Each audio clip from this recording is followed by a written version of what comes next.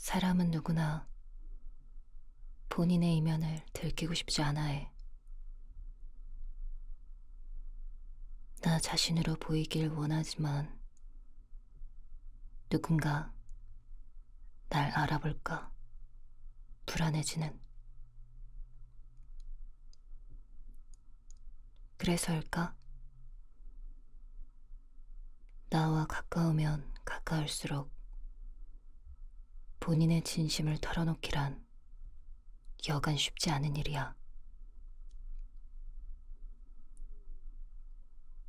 때론 자신을 보여주되 그대로 휴지통으로 우겨놓고 돌아올 수 있는 관계를 선호하지. 낯선 사람과의 소통이 편안해지는 건 이런 이유 때문에서일까? 마녀가 읽어주는 12번째 이야기. 쇼코의 미소. 어떤 연애는 우정 같고 어떤 우정은 연애 같다. 쇼코를 생각하면 그 애가 나를 더 이상 좋아하지 않을까봐 두려웠었다.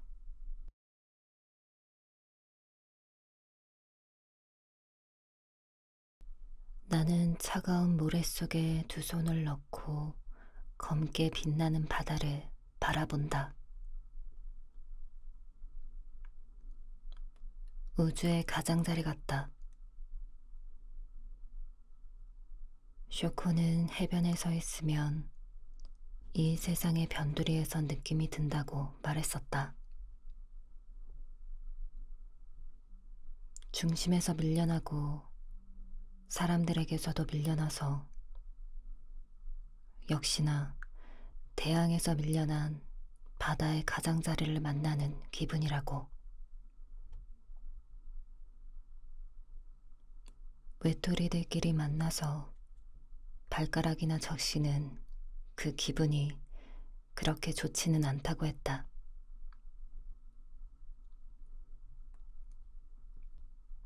언젠간 바다를 떠나서 사방을 둘러봐도 빌딩밖에 없는 도시에 가서 살 거야.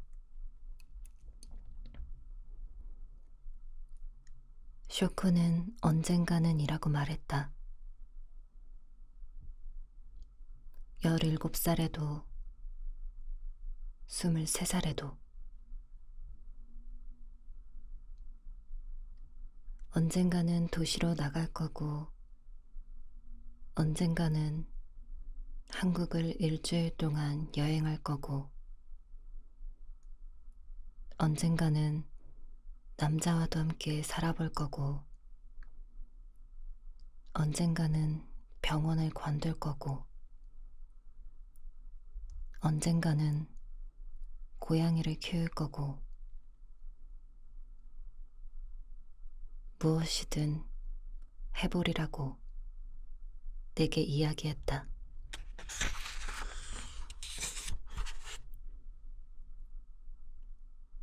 쇼코의 영어는 알아듣기 쉬웠다. 누가 들어도 일본인의 억양을 알아차릴 수 있었지만 발음이 정확했고 세련된 연음을 구사했다.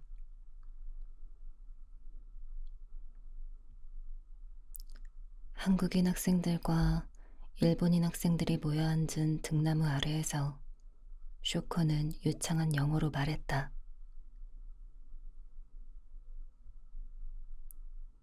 언젠간 유드 근처에 애벌레 모양 타투를 할 거야. 그 애의 말에 얼굴이 새빨개지던 여자애들 사이에서 나는 혼자 웃었다.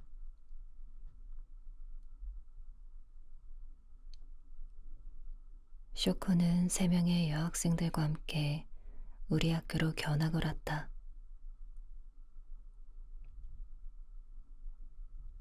한국 학생들과 일본 학생들의 문화 교류라는 주제로 열린 행사였다.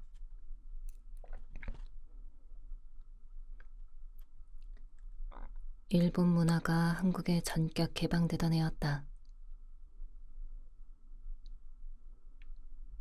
쇼코가 다니던 학교는 일본 A시의 작은 여학교로 우리 고등학교와 자매학교라고 했다.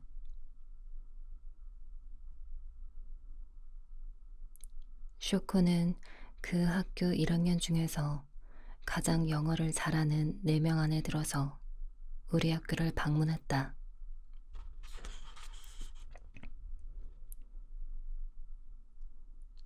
이 작은 행사에 들뜬 교장은 그 4명의 학생들을 1학년부터 3학년까지 전 교실로 데리고 다녔다.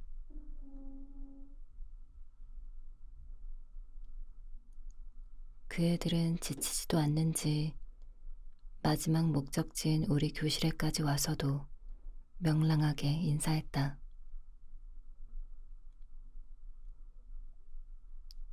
쇼코는 부끄러워하는 듯 보였지만 사실은 부끄럽지 않은데 그냥 습관적으로 부끄러운 듯이 말하는 것처럼 보였다.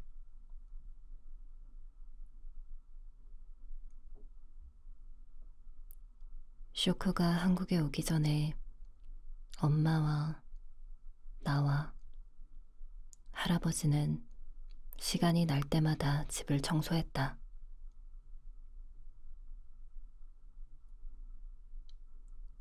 쇼코와 나는 같은 학년이었고 나는 1학년 중에서 더듬거리면서라도 영어로 말할 수 있던 몇 안 되는 학생 중에 하나였다.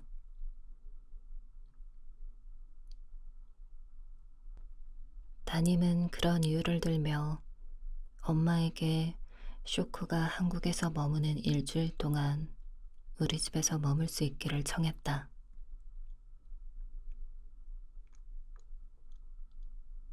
그 애와 나는 한 변쯤 떨어져서 어색하게 우리 집으로 향했다.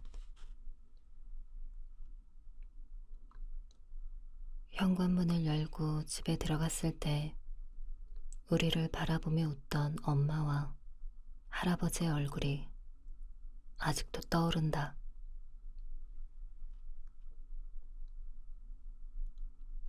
쇼코가 누군지도 모르면서 그저 멀리서 온 손님이라는 이유로 활짝 웃으며 반겨주던 그 모습이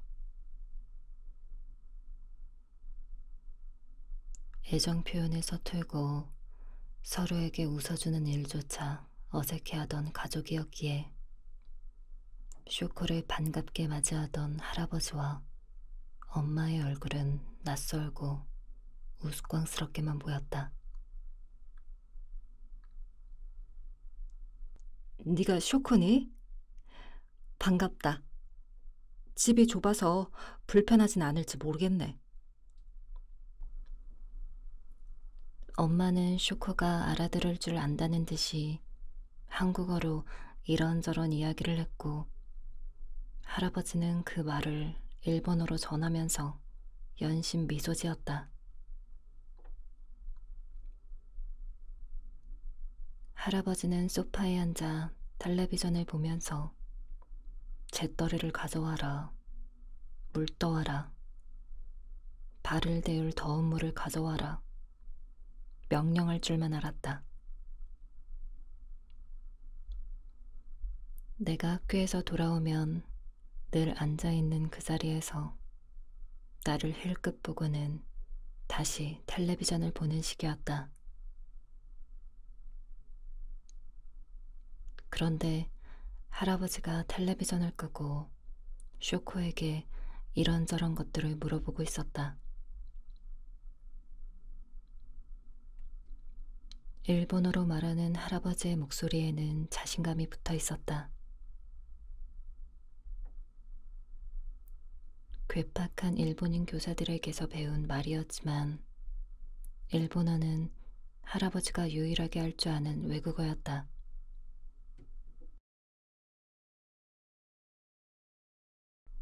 우리 가족은 밥을 먹을 때도 별다른 말을 하지 않았다. 그저 텔레비전을 켜놓고 뉴스나 드라마를 보면서 최대한 빨리 먹어보자는 식이었다. 그런데 쇼크가 나타나자 할아버지는 내가 끼어들 틈도 없이 일본어로 말하면서 시시때때로 껄껄댔다. 할아버지가 그렇게 웃으며 이야기를 하는 모습을 본 건 그때가 처음이었다.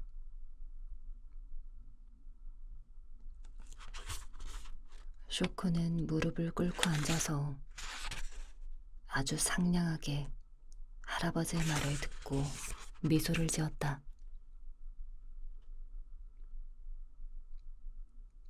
처음 교실에서 쇼코가 수줍어하는 표정을 봤을 때처럼 나는 쇼코의 웃음에서 알 수 없는 이질감을 느꼈다. 쇼코는 정말 우스워서 웃는 게 아니라 공감을 해서 고개를 끄덕이는 게 아니라 그냥 상대를 편하게 하기 위해서 그런 포즈를 취하는 것 같았다.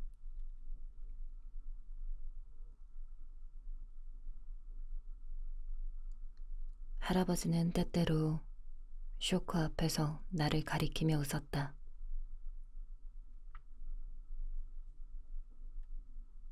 내가 쇼코에게 할아버지가 무슨 말을 하는 거냐고 물어보면 쇼코는 할아버지가 나와 관련된 웃긴 일화들을 이야기하는 중이라고 말했다.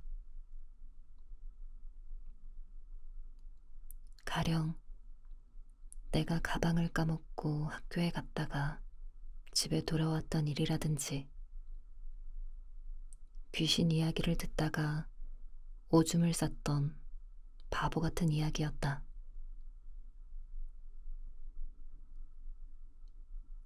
할아버지는 내가 그런 실수를 할 때마다 불같이 화를 냈었기에 그런 일들을 재미있는 추억이랍시고 이야기하는 것을 이해할 수 없었다.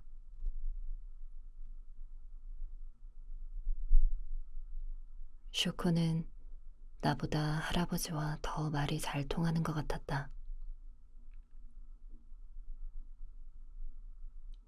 나와는 영어로 대화해야 해서 많은 부분이 통하지 않았지만 할아버지와는 일본어로 할 수 있어서 모든 말이 다 통했다.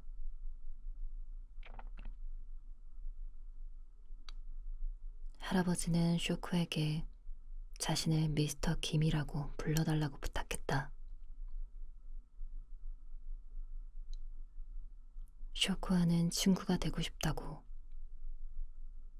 다 늙은 교장 선생 같은 사람이 되고 싶지는 않다고 말하면서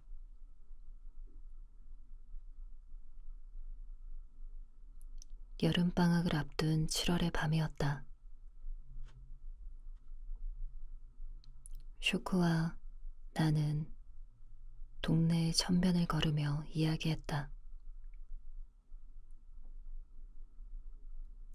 쇼코는 우리 집 식구들이 다정하고 재미있는 사람들이라고 말했다.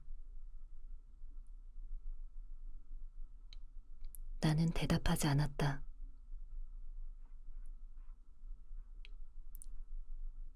영어로 표현할 수 있는 말은 적었고 쇼코에게 느끼는 호감은 표현하고 싶었다. 나는 쇼코의 팔짱을 꼈다.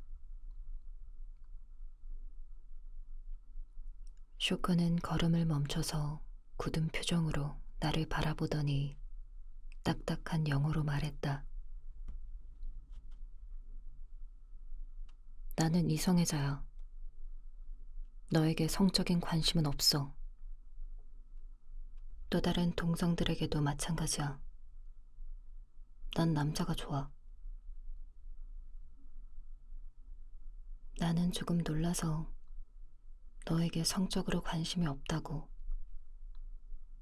팔짱을 끼는 건 친구들 사이에서는 허물없이 할 수 있는 스킨십이니 오해하지 말라고 말했다. 쇼코는 미심쩍어했지만 다음날 학교에서 팔짱을 낀 수많은 여자애들을 보고 내 말을 이해하게 됐다.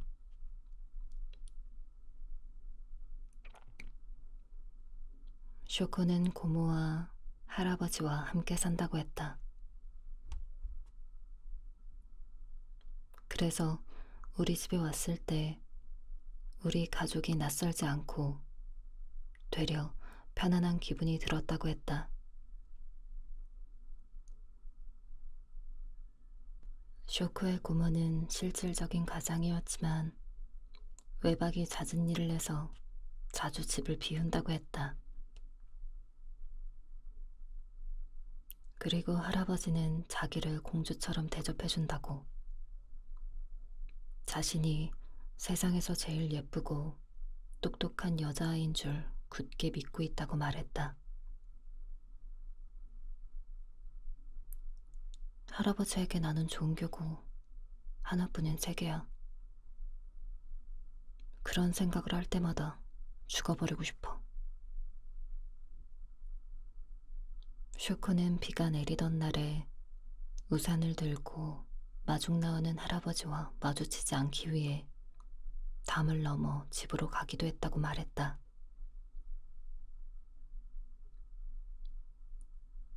할아버지가 얼마 없는 돈을 쪼개서 사준 옷을 포장재 쓰레기통에 버린 적도 있다고 했다.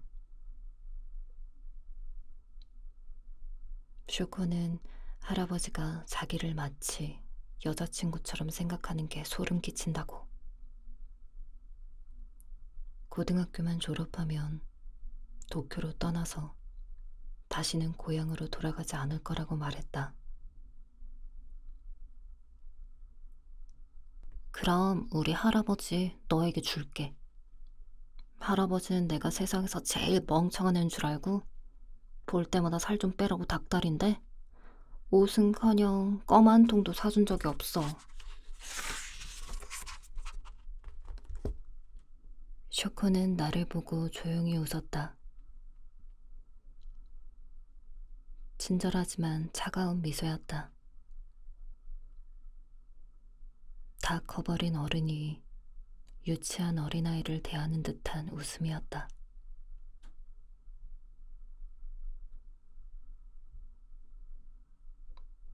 쇼코가 머물렀던 그 일주일 동안 집에는 이상한 활력이 돌았다.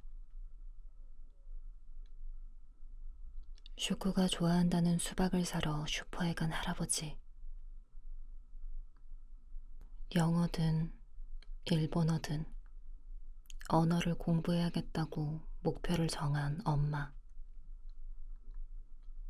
쇼코가 만든 주먹밥을 먹으며 주고받던 3개 국어의 시간들.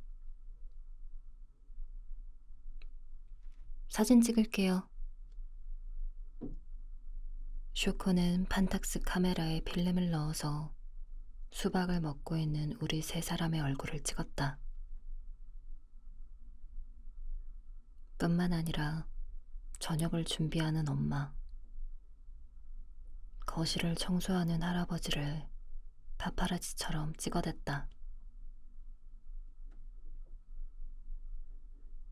엄마와 할아버지는 곤혹스러워하면서도 그런 관심이 싫지 않다는 듯 웃어 넘겼다.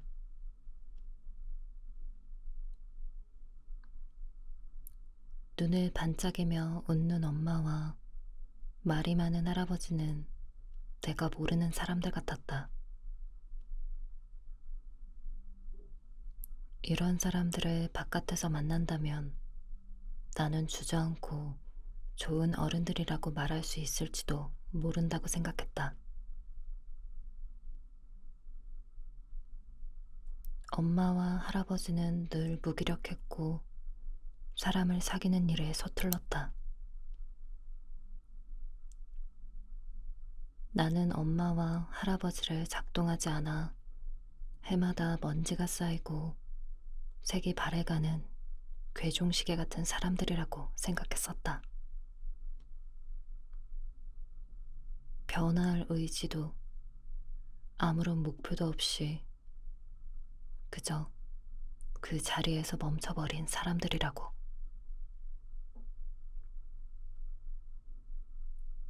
가족은 언제나 가장 낯선 사람들 같았다. 어쩌면 쇼코는 나의 할아버지에 대해서 나보다 더 많이 알았을지도 모른다. 쇼코와 나는 하굣길에 비디오를 빌려서 집으로 돌아오곤 했다. 대부분 청소년 관람 불가 영화였지만 쇼코와 함께 비디오 가게에 가면 어떤 의심도 받지 않고 비디오를 빌릴 수 있었다. 에다노크가 화가로 나오는 위대한 유산, 야한 배드신이 있는 셰익스피어인 러브, 일본 공포영화 링, 줄리아 로버츠의 노팅힐 같은 영화들이었다. 우리는 거실에 불을 끄고 녹차를 마셔가며 영화를 봤다. 야한 장면이 나올 때면 할아버지와 나, 쇼코 사이에는 정적이 흘렀다. 너처럼 영화 좋아하는 애는 처음 봤어. 어쩌면 넌 영화 만드는 사람이 될지도 모르겠다. 비디오를 반납하는 내게 쇼코는 말했다. 작가나 감독 같은 거 말이야. 나는 웃으면서 고개를 저었지만 이상하게도 쇼코의 그 말은 내 마음에 분명한 자국을 남겼다. 쇼코의 말에는 힘이 있었다. 쇼코는 내게 네모로 접은 세계 지도를 선물해줬다. 쇼코는 세상은 넓고 우리는 어디든지 갈 수 있다고 말했다. 우리 읍에서 가까운 도시로만 갈 것이 아니라 기왕이면 서울로, 베이징으로, 파리로, 뉴욕으로 가라고 말했다. 나는 그 말이 웃겨서 그냥 웃기만 했다. 우리 가족 중에는 서울에서 살아본 사람도 없었고 나도 그냥 내가 태어난 근방에서 살아갈 거라고 생각했었으니까. 나는 쇼코가 준 세계지도를 내 방 벽에 붙여놓고 쇼코가 살고 있는 A시와 우리 군에 빨간색 점을 찍었다. 두 점은 한 뼘도 되지 않을 정도로 가까웠다. 그리고 쇼코가 가고 싶다는 세 개의 도시들에도 점을 찍었다. 베이징, 하노이, 시애틀, 크라이스트 처치, 더블린. 그 작은 점 속에서도 사람들이 살고 있다고 생각하니 아득해지는 기분이었다.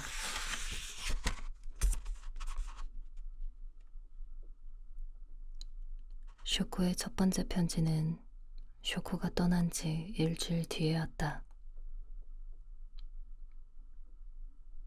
쇼코는 한국에서 머물렀던 시간을 잊을 수 없을 거라고 말했다. 언젠가 대학에 가게 되면 한국에 다시 와서 나와 여행을 하겠다고 했다.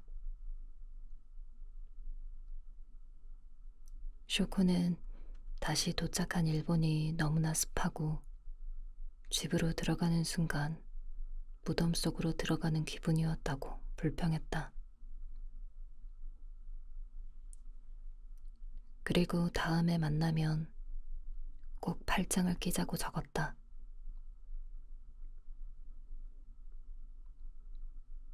편지는 나에게만 온 게 아니었다. 쇼코는 다른 봉투에 일본어로 쓴 편지를 넣어 할아버지 앞으로 붙였다. 할아버지와 나는 나란히 소파에 앉아서 일본어와 영어로 쓰인 편지를 읽었다. 할아버지는 소파 팔걸이에 쇼코의 편지를 올려두고 하루에도 몇 번씩 그 애가 새로 쓰기로 쓴 편지를 들여다보곤 했다.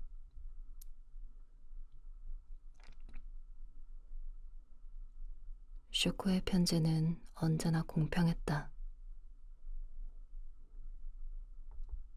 나와 할아버지에게 같은 날, 같은 분량의 편지가 왔고, 어떤 날은 내가, 어떤 날은 할아버지가 쇼코의 편지를 우편함에서 발견했다.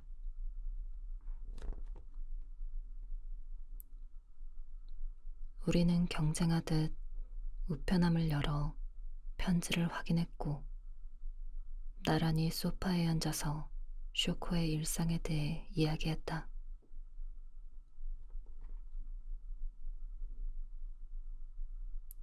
쇼코는 할아버지에게 늘 밝은 내용의 편지를 적어 보내는 것 같았다. 달리기 경주에서 1등을 했다. 고모와 맛있는 카레집을 찾아갔다. 휴일에 친구들과 보트 놀이를 했다. 북해도를 여행했다. 할아버지에게 보내는 쇼코의 이야기는 그림 엽서에나 나올 법한 아름다운 이야기들이었다. 반면 내가 받은 편지에는 어두운 이야기뿐이었다. 할아버지의 돈을 훔쳤지만 할아버지는 모른 척했다. 그 돈을 하수구에 버려버렸다. 가끔씩 할아버지의 음식에 독을 타고 싶다. 아빠가 보내는 양육비를 고모가 허비해버리는 걸 알고 고모의 속옷을 하나둘씩 찢어서 거리에 내던졌다. 가끔씩 소독한 칼로 자신의 골반 근처를 찌른다. 당시에는 쇼코의 모순된 말들에 혼란을 느꼈다. 할아버지에게 하는 말이 진짜인지 아니면 내게 하는 말이 진짜인지 판단하기가 어려웠다.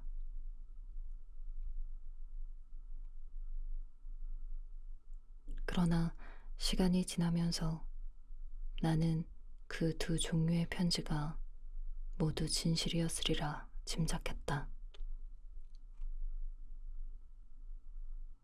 모든 세부사항이 사실이 아니더라도 모두 진실된 이야기였을 거라는 걸. 아니, 모든 이야기가 허구였더라도 마찬가지다. 할아버지의 편지에서 보이는 것처럼 남들에게 인정받고 사랑받고 싶었을 것이고, 내 편지에 썼듯이 자신을 포함한 가장 가까운 사람들에게 복수하고 싶었겠지. 쇼코는 열흘에 한 번꼴로 우리 둘에게 편지를 보냈다. 우리가 답장을 하든 말든 신경 쓰지 않았다. 그렇게 고등학교를 졸업할 때까지 편지를 보내왔다.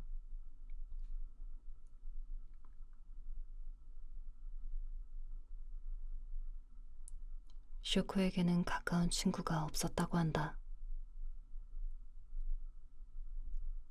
겉보기에 어울리는 사람들은 있었을지도 모르겠지만 쇼코는 어떻게 다른 사람들과 내밀한 우정을 쌓는지 알지 못하는 부류의 사람이었던 것 같다. 그래서 가까운 사람들에게는 절대로 속을 열어 보이지 못하는 대신 살을 부딪히며 만날 필요가 없는 외국인들에게 외국어로 편지를 써서 보내는 방법을 택했다. 만약 내가 일본인이고 쇼코의 주변에 사는 사람이었다면 쇼코는 내게 관심조차 보이지 않았을 것이다.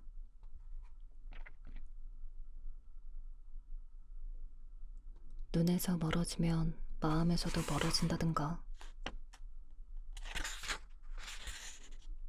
미운 정이든 고운 정이든 자주 보고 정이 들어야 한다는 말이 있지만 쇼코의 경우에는 달랐다.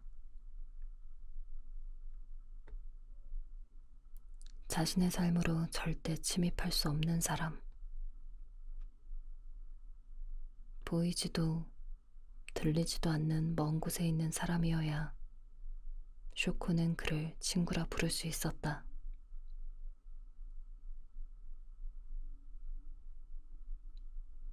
쇼코는 공부를 잘했다. 어떻게든 도쿄로는 갈 수 있을 것 같다고 했다. 쇼코의 편지는 고교 졸업 직후인 3월에 끊겼다. 마지막 편지에 쇼코는 이렇게 썼다. 도쿄로 갈 수 없게 되었어. 쇼코. 그리고 할아버지에게 보낸 편지에도 이렇게 썼다. 미스터 김을 보러 한국에 가고 싶었습니다만 기약을 할 수가 없습니다. 죄송해요. 쇼코. 할아버지는 그 한 줄짜리 편지를 들고 말없이 한숨만 쉬었다. 할아버지에게도 쇼코는 소중한 말동무였다. 할아버지는 쇼코가 대학생이 되어 한국에 오면 다 같이 제주도로 놀러갈 계획까지 세워놓았었다. 일본이라면 치를 떨던 사람이 우매한 정치인들이 문제이지 선량한 시민들을 증오해서는 안 된다고 말하기도 했다. 나는 아직도 쇼코와 할아버지의 우정을 잘 이해하지 못한다.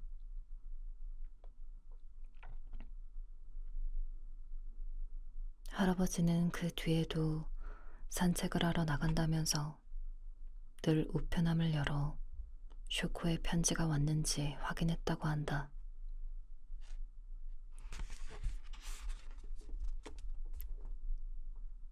나와 통화할 때마다 할아버지는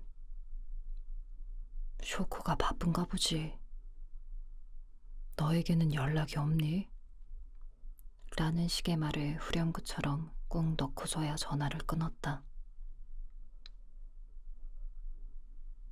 나는 쇼코의 편지가 더 이상 오지 않아 아쉽긴 했지만 쇼코의 편지까지 신경 쓰기에는 너무 바쁜, 약간은 얼떨떨하고 신기한 새내기 생활을 막 시작한 참이었다.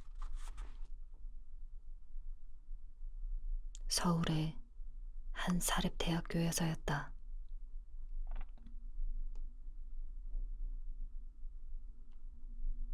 쇼코를 거의 생각하지 않고 지낸 날들이었다.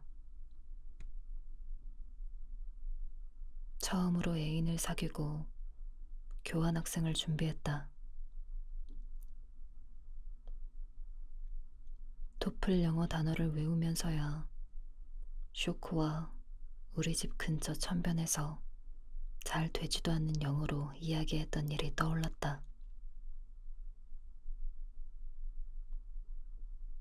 내 팔에 닿던 그의 팔의 감촉과 어린애 보듯 나를 쳐다보며 예의 바르지만 차갑게 웃던 그 얼굴과 그 애의 훌륭했던 여는 발음도 기억났다.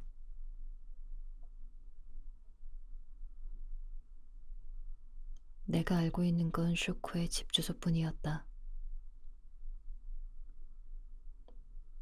나는 쇼코의 이메일 주소도 집 전화번호도 몰랐다. 쇼코의 주소로 몇 번 편지를 보냈지만 답이 오지 않자 곧 시들해져 버렸다. 그렇게 2년의 시간이 흐르고 나는 교환학생으로 캐나다에 갔다. 가끔 쇼코가 떠올랐지만 그렇게 애달프거나 쓸쓸하지는 않았다. 씩씩한 사람이니 씩씩하게 잘 살아가고 있겠지. 어쩌면 나처럼 먼 나라에서 공부하고 있을지도 모른다고 생각했다.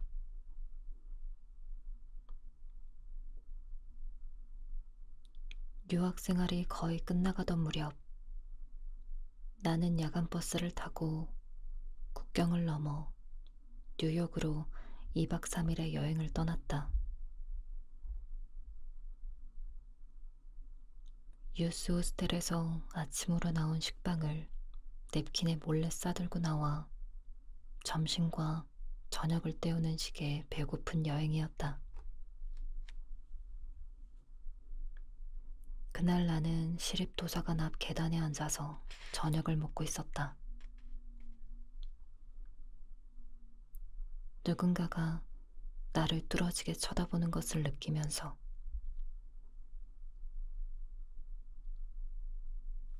짧은 단발머리의 동양계 여자가 노골적으로 나를 쳐다보고 있었다.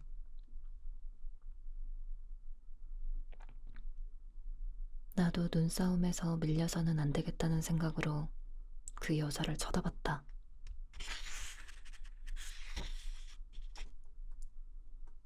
그 여자는 내 쪽으로 천천히 다가오더니 입을 열었다.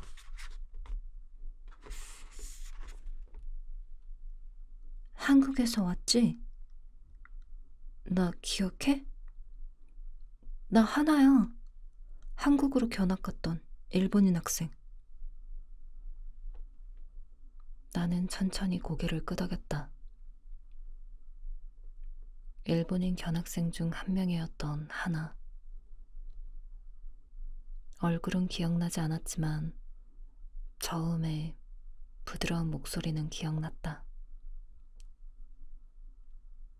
하나는 너무 반갑다며 나를 자신의 아파트로 데려갔다. 3년 전에 미국으로 이민을 왔어. 이민 오기 전에 운이 좋게도 한국으로 갈 수 있었고 아직도 그때의 기억이 생생해. 다들 우리에게 잘해줬었지. 내가 묵었던 집 식구들과 늘 외식하러 나갔던 생각이 나. 내가 돼지 껍데기나 곱창 같은 걸 먹으면 다 같이 박수를 치면서 좋아했었어. 그랬구나. 너도 호스트였잖아, 쇼코에. 나는 대답 대신 고개를 끄덕이며 탁자 끝을 바라봤다. 걔랑 아직 연락하니? 너랑 편지를 주고받는다고 얘기했던 것 같은데.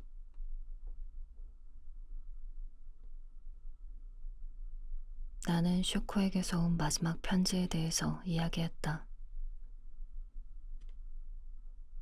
도쿄로 가지 못하게 됐다는 내용의 한 줄짜리 편지를 보내놓고는 완전히 연락을 끊어버렸다고. 어쩌면 내가 쇼코에게 무슨 실수를 했는지도 모르겠다고 말이다. 왜 쇼코와 이메일 주소나 전화번호를 교환할 생각도 하지 못했었는지 나 자신이 한심하다고도 말했다. 하나는 옅게 웃으며 쇼코는 잘 있으니 걱정하지 말라고 했다. 쇼코는 우리 도읍의 대학에 들어갔어. 와세다 대학 법학부에 붙었다지만 가지 않았어. 문제는 쇼코의 할아버지였다. 신부전증이 발병한 할아버지는 적어도 3일에 한 번은 병원에 가서 투석을 받아야 했다. 쉰이 다 된 고모는 자기 부모에 대한 책임감이 희미한 사람인데다 쇼핑 중독이었다. 그런 할아버지를 두고 쇼코는 도쿄로 가지 못했다. 경제적인 이유도 있었을 거라고 하나는 말했다.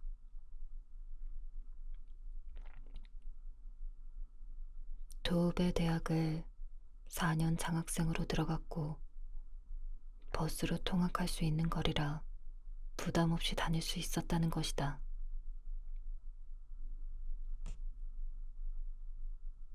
물리치료학과에 들어가서 졸업만 하면 어디든지 취직할 수 있다고. 쇼코는 안전한 길을 택했다고 하나는 덧붙였다.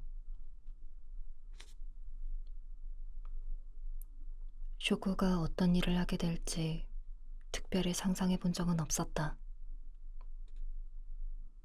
단지 한 군데에 머무를 사람이 아니라는 막연한 느낌은 있었다. 쇼코는 마음만 먹으면 어디로든 가서 살 수 있다고 대수롭지 않게 얘기했으니까. 그래서 쇼코가 아직도 자신이 태어난 고향에서 한 발자국도 움직이지 못했다는 이야기가 마음에 남았다.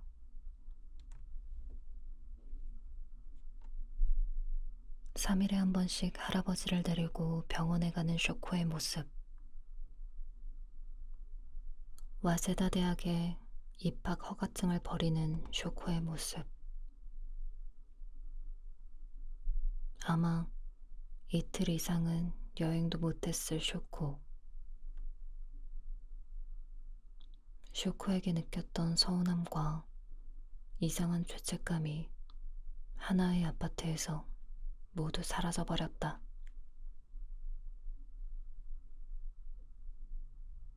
하나는 미국에서의 생활과 대학에 관한 이야기를 쉴 수 없이 했다. 나는 그 말들에 집중하려고 했지만 자꾸 쇼코의 일이 생각나서 하나의 말을 제대로 듣지 못했다. 아무리 그렇다고 해도 왜 그렇게 갑자기 연락을 끊어버렸는지. 그토록 빠져나오고 싶다던 집에서 할아버지의 병수발을 들고 있는지. 당시의 나로서는 이해할 수가 없었다. 나는 하나에게 내 이메일 주소를 알려주고 혹시나 쇼코의 메일 주소를 아는 사람이 있으면 내 메일로 보내달라고 부탁했다. 하나에게서는 답이 오지 않았다. 마치 쇼코가 자기의 연락처를 알려주지 말라고 부탁한 것처럼 느껴졌다.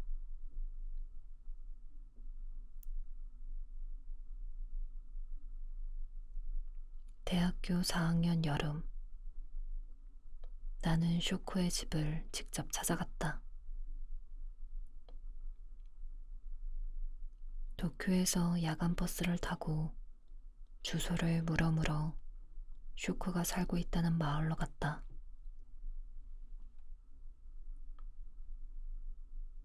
그 마을에 있는 작은 여관에 짐을 풀고 적어도 일주일은 머물고자 했다. 쇼코가 집에 없다고 하더라도 이틀을 넘기지는 않으리라는 계산이었다. 쇼코의 얼굴이나 한번 보자. 그런 마음이었다. 일본에 도착하고서야 쇼코가 그리도 싫다고 말했던 일본의 습기라는 게 어떤 것인지 몸으로 이해했다. 공기 중에 섞인 수분은 그 자체로 땀 같았다. 땀구멍으로 땀이 나오는 게 아니라 공기 중에 녹아있는 땀이 내 피부에 닿아서 흐르는 것 같았다.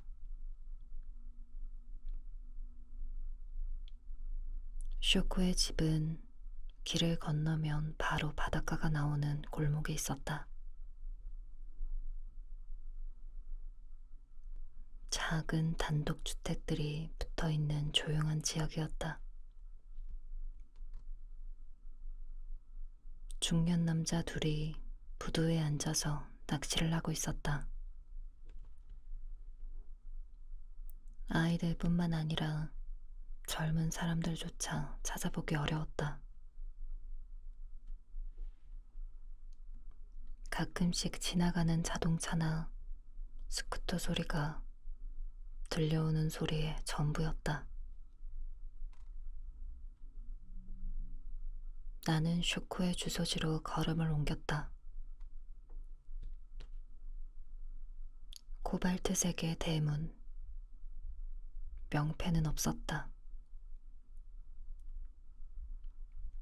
막상 대문 앞에 서자 전에 없던 용기가 생겼다. 적어도 쇼코가 나를 모른 척 하지는 않으리라는 확신이 들었다. 쇼코를 못 보고 돌아간다 해도 상관없다고도 생각했다. 당시에 나는 거기까지 간 노력이 허사가 될 수 있는 모든 가능성들을 나열하고 그 가능성들에 대해서 마음을 열어놓으려고 노력했던 것 같다. 문은 생각보다 빨리 열렸다. 키가 큰 백발의 노인이 나를 보며 웃고 있었다. 어두운 피부에 붉은기가 돌았다. 대학 새내기 시절에 배웠던 교양 일본어를 떠올려 보려고 했지만 입에서는 그저 쇼코, 쇼코의 친구, 한국, 편지 같은 단어들만 더듬더듬 튀어나왔다. 노인은 그런 나를 보고 웃으면서 알아듣지 못할 일본 말들을 하더니 안으로 들어오라고 손짓했다. 그곳에는 분꽃을 심어놓은 작은 마당과 반질반질한 나무마루가 있었다. 노인은 그 마루에 앉으라고 손짓했다. 나는 신발을 벗고 마루로 올라가 앉았다. 노인은 나와 거리를 두고 앉아서 부끄러운 듯이 말을 이어나갔다. 무슨 말인지 알아들을 수는 없었지만 그의 말에는 대부분 쇼코라는 고유 명사가 들어갔다. 자기 할아버지는 자기가 세상에서 제일 예쁘고 똑똑한 줄 안다고. 그래서 숨이 막힌다던 쇼코의 말이 떠올랐다. 노인은 나에게 얼음물을 한 컵 가져다 줬다. 쇼코, 쇼코. 조심스러운 목소리였다. 그러더니 소유가 왔다고, 한국에서 소유가 왔다고 말하는 것 같았다. 방 안에서는 작은 소리조차 들리지 않았다. 노인은 문고리를 돌려보더니 안에서 문이 잠겼다고 몸짓으로 말했다. 덥고 습한 날씨였지만 서늘했다. 쇼코는 더 이상 나를 보고 싶어 하지 않는다. 나는 그냥 쇼코의 가상 친구나 일기장 정도였는데, 쇼코는 그냥 그 일기장에 일기 쓰기를 그만둔 것 뿐인데, 일기장 주제에 쇼코의 삶에 개입하려고 했다니. 노인은 괜찮다는 말을 반복하면서 모자를 쓰고 자기가 잠깐 밖으로 나가겠다는 식으로 손짓을 했다. 노인이 대문을 밀고 나가는 동시에 쇼코의 방문이 열렸다. 긴 머리를 높이 묶고 노란색 슬리브리스 나염 원피스를 입은 쇼코.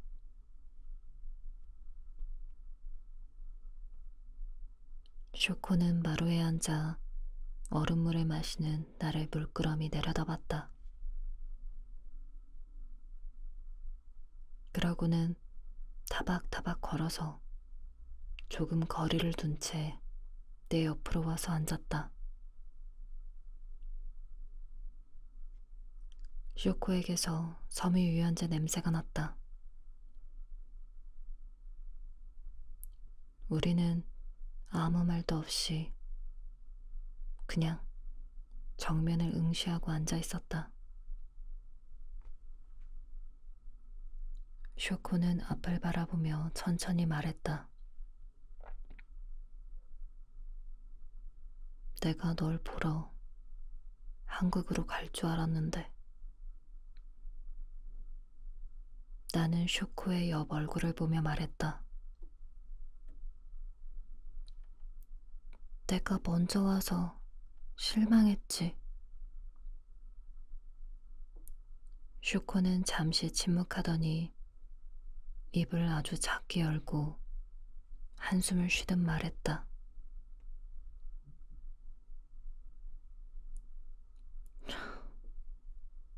네가 그리웠어.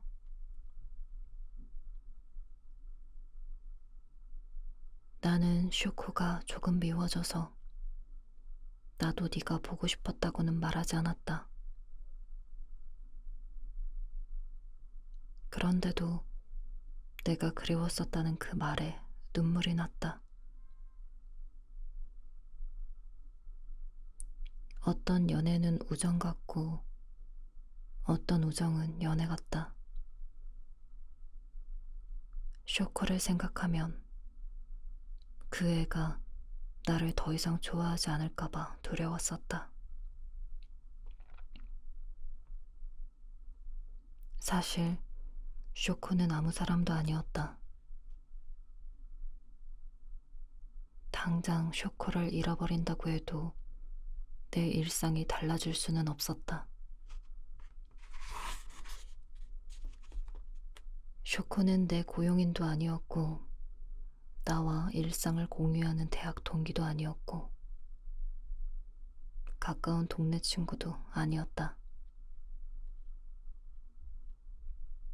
일상이라는 기계를 돌리는 단순한 톱니바퀴들 속에 쇼코는 끼지 못했다. 진심으로. 쇼코는 아무것도 아니었다. 그러면서도 나는 쇼코에게 내가 어떤 의미이기를 바랬다. 내게 편지를 하지 않을 무렵부터 느꼈던 이상한 공허감. 쇼코에게 잊히지 않기를 바라는 정신적인 허영심. 쇼코의 피부는 실핏줄이 다 비쳐 보일 정도로 얇고 하얗다. 밖으로는 나가지 않느냐고 묻자 쇼코는 할아버지와 병원을 갈 때 빼고는 나가지 않는다고 했다. 나갈 때도 챙이 넓은 모자를 써서 햇빛을 피한다고 했다.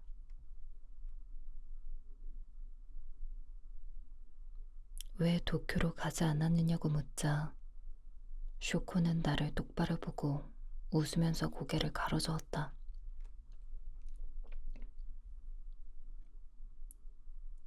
그러더니 방으로 가서 스케치북 한 권을 가지고 나왔다.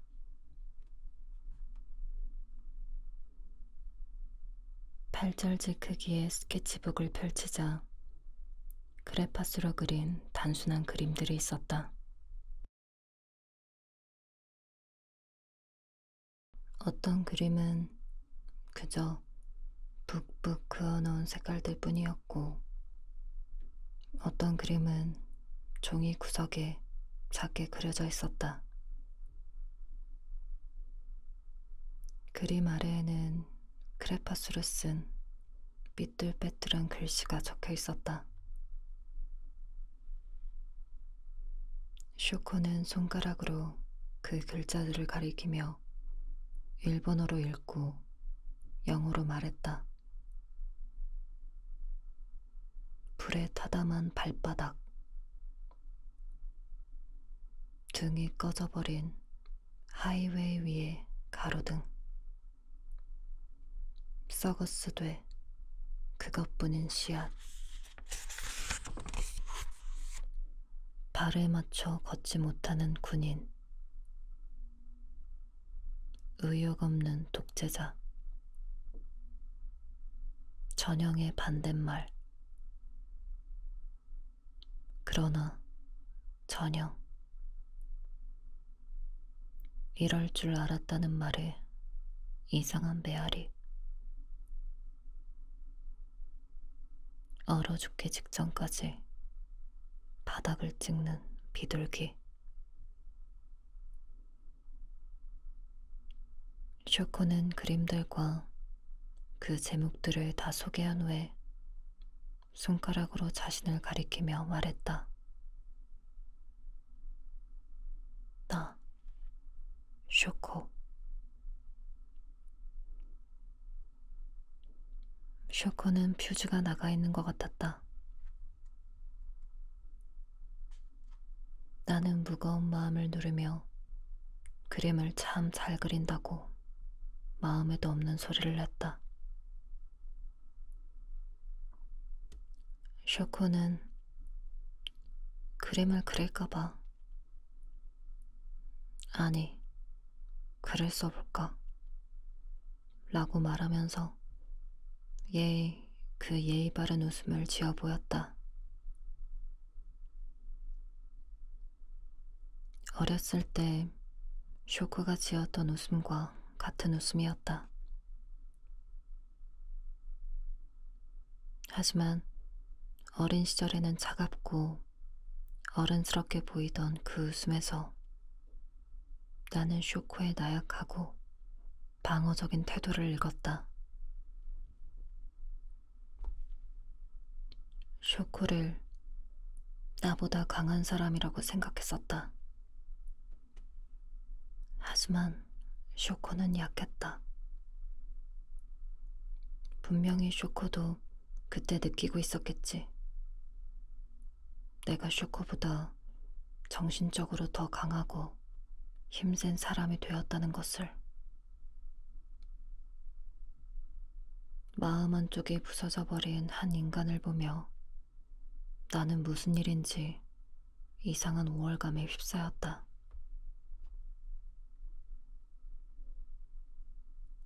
나는 쇼코에게 나의 대학 생활에 대해 이야기했다.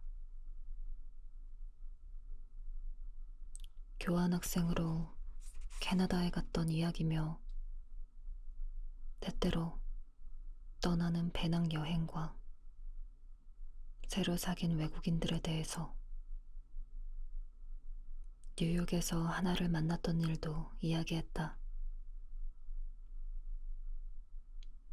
하나 얘기 들었어. 와세다 대학에 합격했는데 가지 못했다고? 할아버지의 투석 치료 때문이라고 들었었어. 따위의 말들을 아무 생각도 없이 내뱉었다. 말을 하면서도 내가 넘어서는 안 될 선을 넘고 있다고 느꼈고, 그 두렵고도 흥분되는 기분에 취해서 더 많은 선들을 건너버렸다.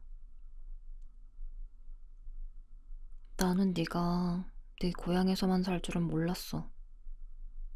그것도 할아버지의 간병 때문이라니 너답지 않다. 3일에 한 번은 할아버지와 병원에 가야 한다지? 투석은 정말 힘든 거라고 하던데. 당사자에게도 보호자에게도.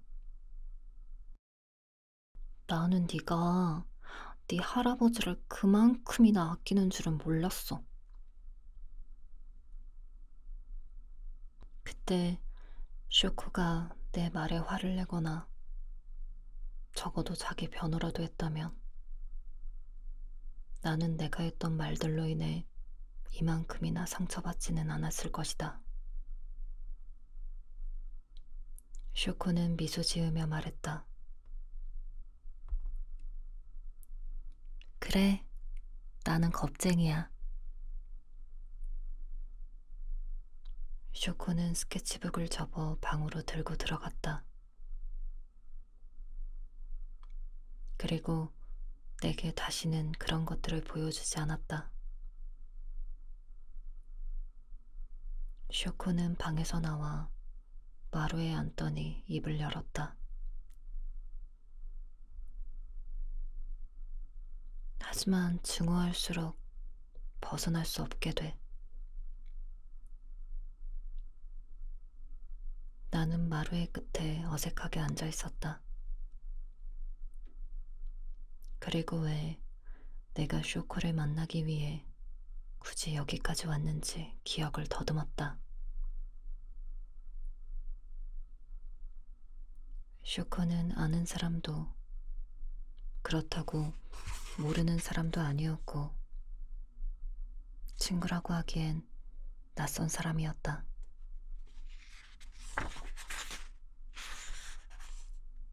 쇼코는 처음부터 이것도 저것도 아니었지만 오랜만에 만나서 의미 없는 이야기를 늘어놓을 만큼 얕은 사람도 아니었다. 하지만 네가 여기에 있어서 기뻐. 쇼코는 두 손으로 마루를 짚고 내 옆으로 다가왔다. 나는 쇼코를 쳐다보지 않고 마당에 핀 분꽃에만 시선을 줬다. 쇼코의 원피스가 마루에 쓸리는 소리를 들으며 나는 노인들 특유의 이상한 외로움을 쇼코에게서 느꼈다. 나는 쇼코의 얼굴을 보지 않고도 그것을 알 수 있었다. 쇼코는 노인이었다. 쇼코는 내 팔에 팔짱을 꼈다. 차갑고 부드러운 쇼코의 팔이 뜨겁고 축축한 내 팔에 닿았다. 소름이 끼쳤다. 쇼코는 내 어깨에 머리를 기댔다. 가늘고 부드러운 머리카락이 느껴졌다. 쇼코는 내 손에 깍지를 끼고 허공을 향해 물장구 치듯 다리를 움직였다. 여기서 나랑 지내자. 한국에 가지 말고 여기서 나랑 같이 살자. 쇼코는 마치 그게 가능한 일이라는 듯이 발랄하게 말했다. 나는 다시는 쇼코를 보지 않으리라 생각했다. 그저 17살의 쇼코를 기억하고 연락이 끊어져 버린 걸 안타깝게 여기며 그렇게 서서히 잊어버렸으면 좋았으리라고.